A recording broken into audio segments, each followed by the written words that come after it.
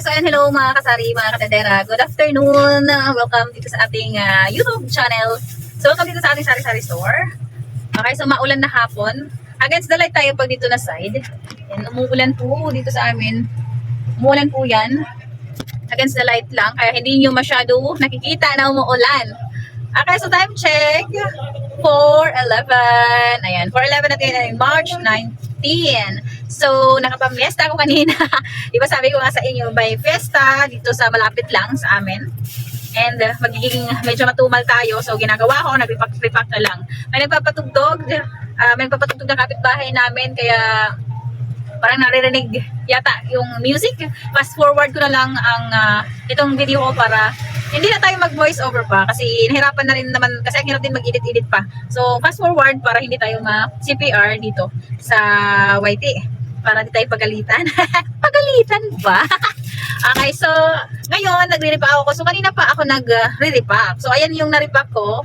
Ayan, ito nakikita nyo. So maganda na dito kasi kanina walang display po yan.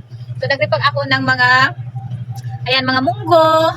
Ito, ano ba tawag dito? Popcorn, tas munggo na red, white beans, sago kasi dito sa amin medyo mabenta na yung mga panghalo-halo kasi maaraw na. So ngayong araw lang talaga umulan.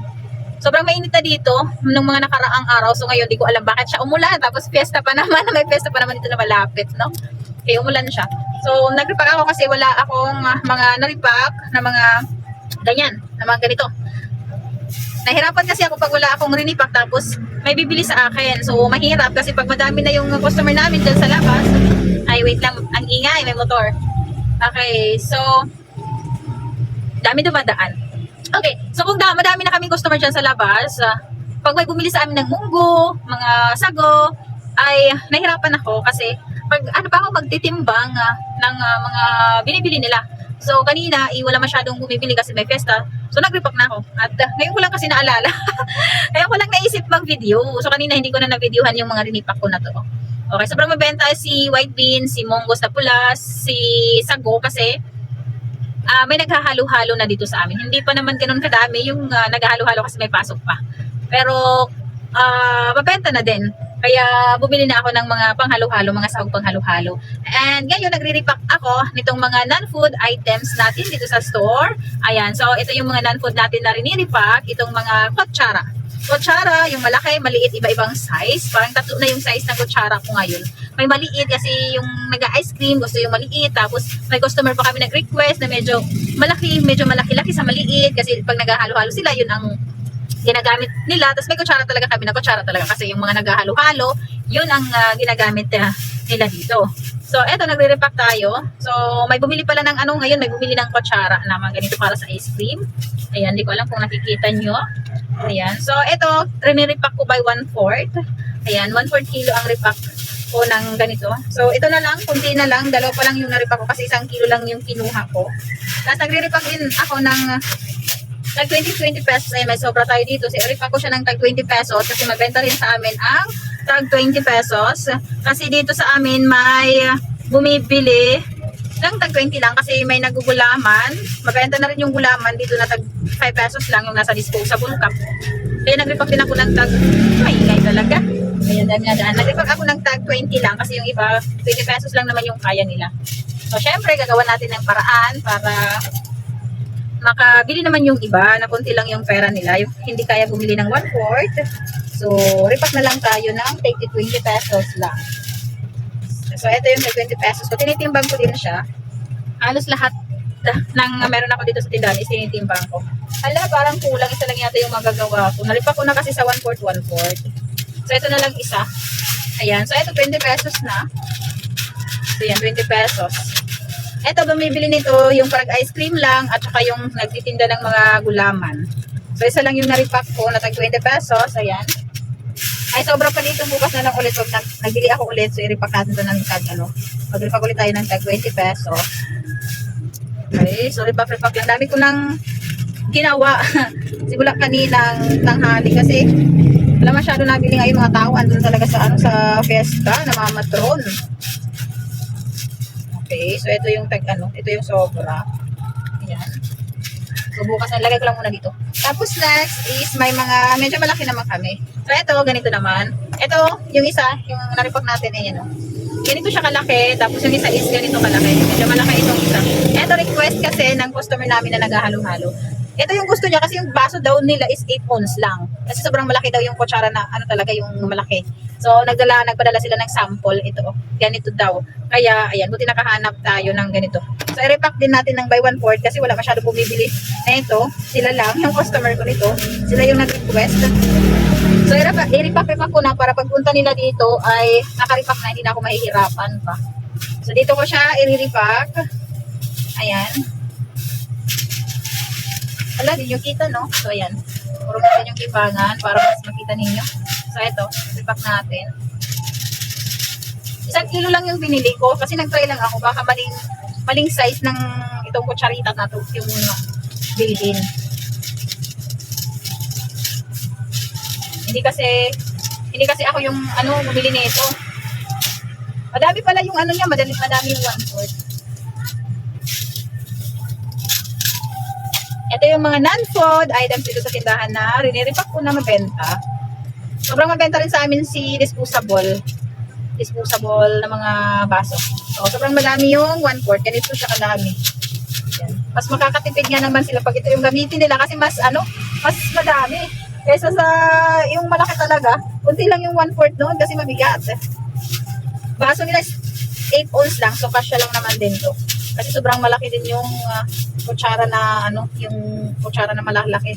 Okay, so ayan. 1/4 na siya. So dito natin ilagay. Hirapan ako mag-video kung saan ko ilalagay yung camera. Kaya minsan pag nagre-repack ako, may mga ginagawa ko dito sa tindahan, na mga nire-repack, di na ako nagre-video. Kasi di ko alam saan ko lalagay yung camera natin, tapos natatagalan pa ako. Saka set up ng camera.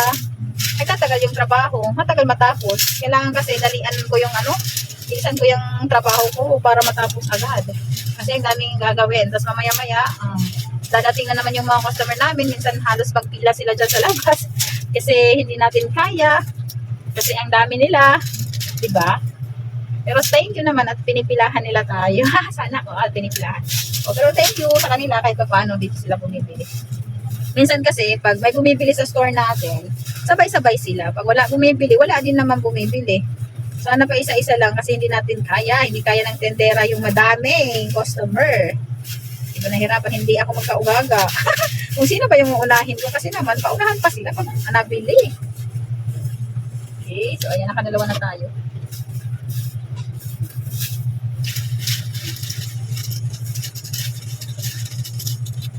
Matagal naman ito maubos. Siguro yung customer ko, matagal yung maubos. Kasi dami ng 1/4.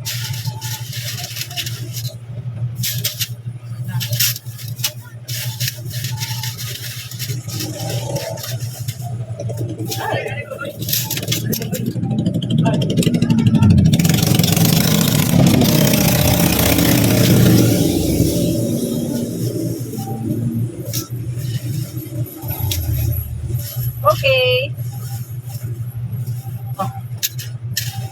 Okay, ubos na. Nakatatlo na tayo. Ayan, tatlo.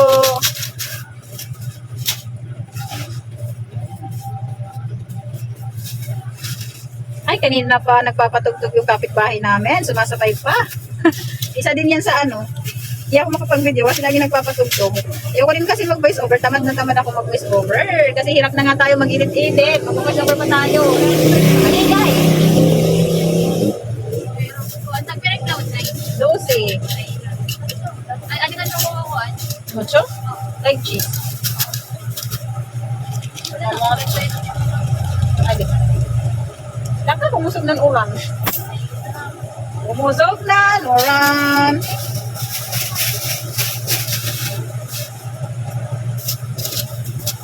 Ayan, may sobra. Pag nakabili ulit ako, ayan, isama ko ulit itong sobra. Ayan, mga sobra. Ayan.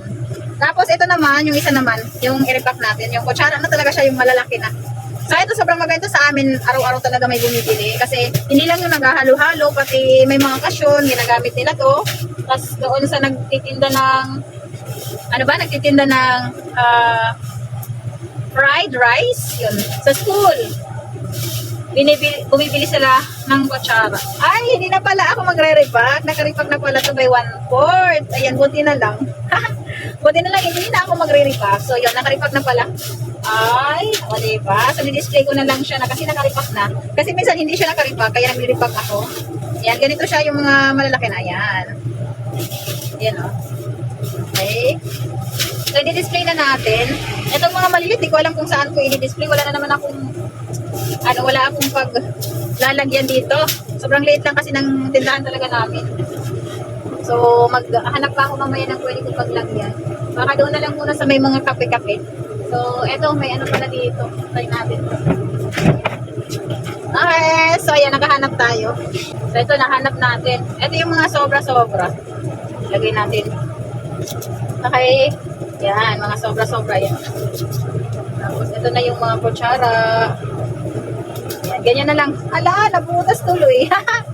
Nabutas. Dapat pala saan talaga? Yan, nabutas.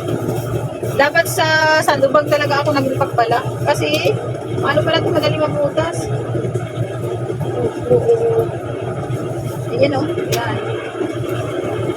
Ay, malakas na yung ulan. Ulan na naman.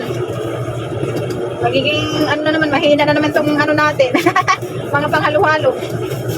Magiging mahina naman yung mga baso, kutsara, kasi maulan na naman. As eto, tag 20 pesos. Okay, ayan. Eto, sabit natin. Ito kasi may ano ako dito sa taas yung box. Doon ako nag-display. So, yan, sabit natin dito.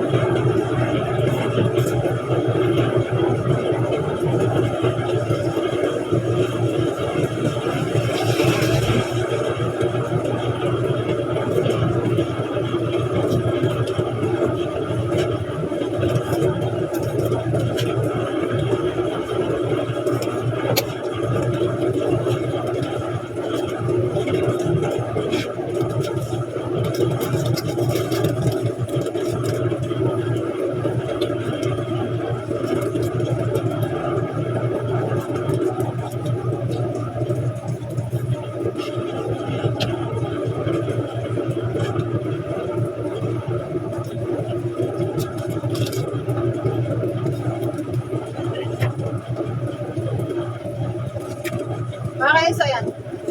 Ayan, din-display ko na doon. Okay, so doon ko na din-display yung mga maliit na kutsara. Tapos ito naman na malalaki. Dito sa taas kasi yun. Yan, dito ako sa taas nag-display. Okay, wait. Kunin ko yung lagayan.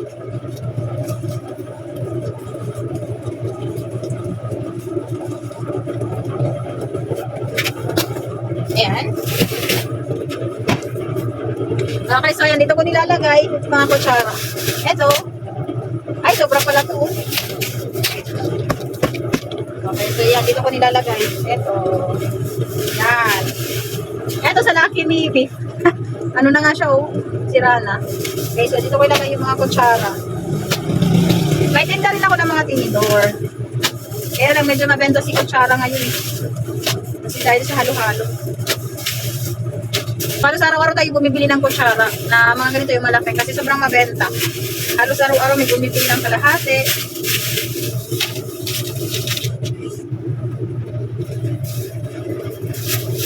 Ayan, palitan ko ng plastic, malaki pala. Eto mga kutsara, benta ko nito ay by 1/4. By kilo talaga yung kinukuha ko kasi mas mura ang by kilo. Kaysa sa bibili ako yung nakapack, mahal, kunti lang ang laman nun.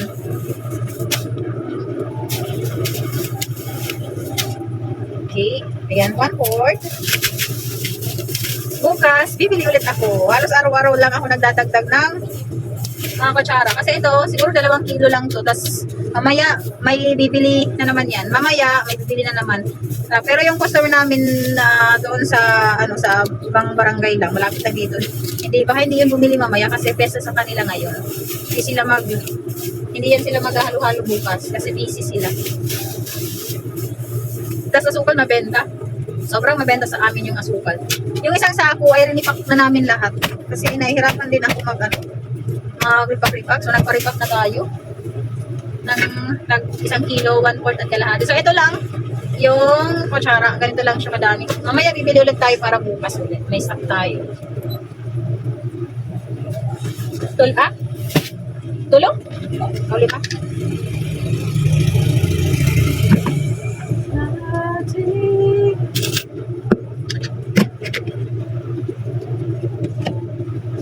Okay, so yan, may bumili ng Marlboro. So, dito lang talaga ako nagre-repack sa unahan kasi pag may bumili ng mga sigarilyo, kung ano-ano, so malapit lang, di ba? Okay, so ayan mga kasari, mga katedera, so lang ako, nag-repack ngayong hapon, pero may gagawin pa rin naman ako, so ang dami ko pa rin gagawin, mag-display na naman ulit tayo dito sa tindahan. So ito lang yung mga fast moving ko na mga non-food items na nire-repack dito sa tindahan. Hindi ko alam kung ano pa yung ibang nire-repack ko dito na mga non-food, ito lang yung alam ko kasi ito naman is mga kinakain naman siya. So, ayan, dito na lang muna yung vlog natin. Sa mga hindi pa nakasubscribe dyan, subscribe nyo na yung channel natin kung mahilig ka manood sa mga ganitong vlog, mga ganitong content tungkol sa pagsasari-sari store kasi ito po yung ina-upload natin. Kung ano lang yung mga ginagawa natin dito, mga tips, konting tips sa pagsasari-sari store. Okay, and ayan sa mga nakasubscribe na dyan, maraming salamat po sa inyo sa panonood ninyo ng mga video natin at sa pag-subscribe, maraming salamat. At kung hindi po kayo busy, baka naman pa-like and share na rin ng ating video para mas madami pa yung makapanood at mas madami pa yung mag-subscribe sa atin. So ayan, maraming salamat ulit. Happy selling po sa ating mga kasari and mga katendera dyan. Maulan na hapon. Okay, wait, magtatakal muna ako ng mantika. Balik tayo mamaya. Okay, so ayan mga kasari, time check, 5. Ano ba? Okay, so time check. Ayan, 4:58 na pala. 4:58. So, yun lang yung vlog natin. Nag-repack lang ako. So, ayan, maraming salamat ulit sa inyong lahat sa panonood ng mga video natin. See you sa next vlog. Bye-bye muna kasi madami pa akong gagawin. Ayun o, madami pa akong di-display. Tapos hapon na din. So, thank you for watching. Bye-bye!